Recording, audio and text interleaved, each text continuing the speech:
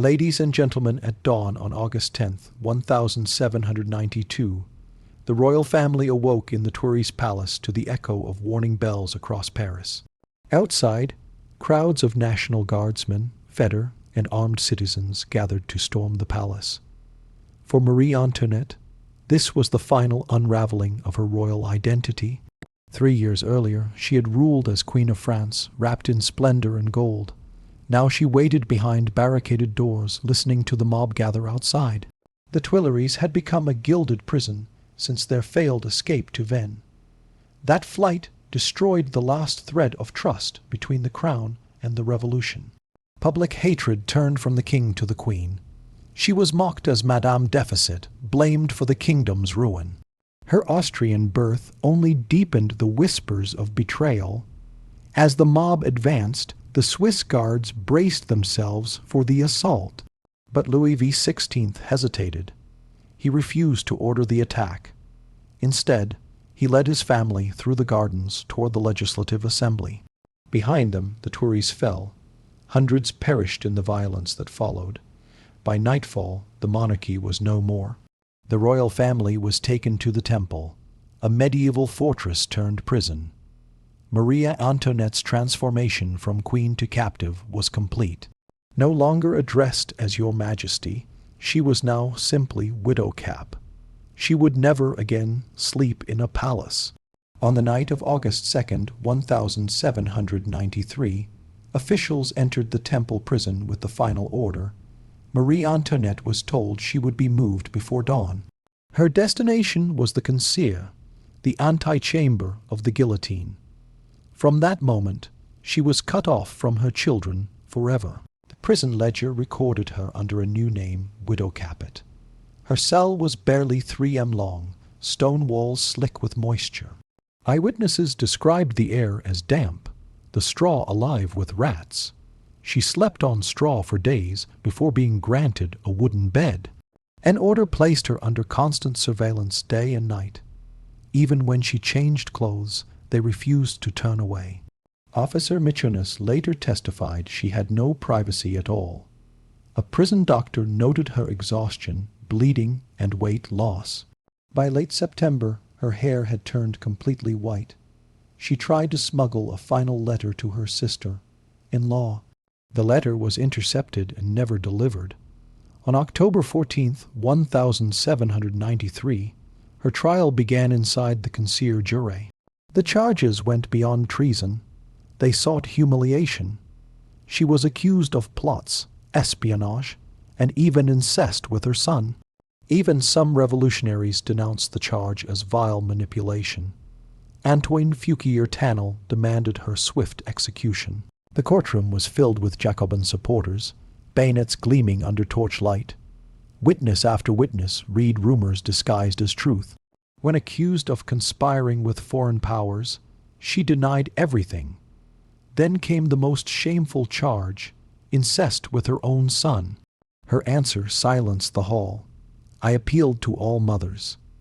Even her enemies paused, struck by her dignity. But the verdict was already written before the trial began. After 2 days, the jury returned with a unanimous decision. Death by guillotine. She listened without flinching, her hands folded in her lap.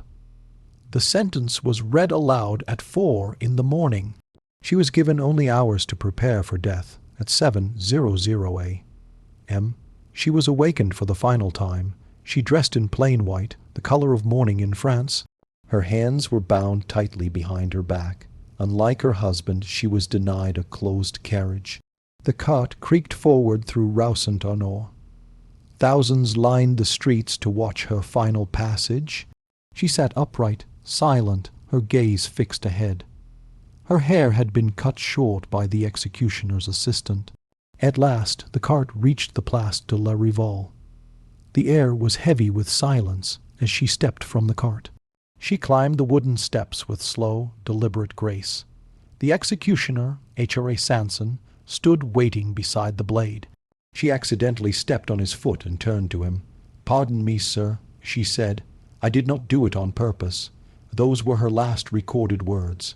At 12:15 p.m., the blade fell. The crowd erupted. Vive la Republique!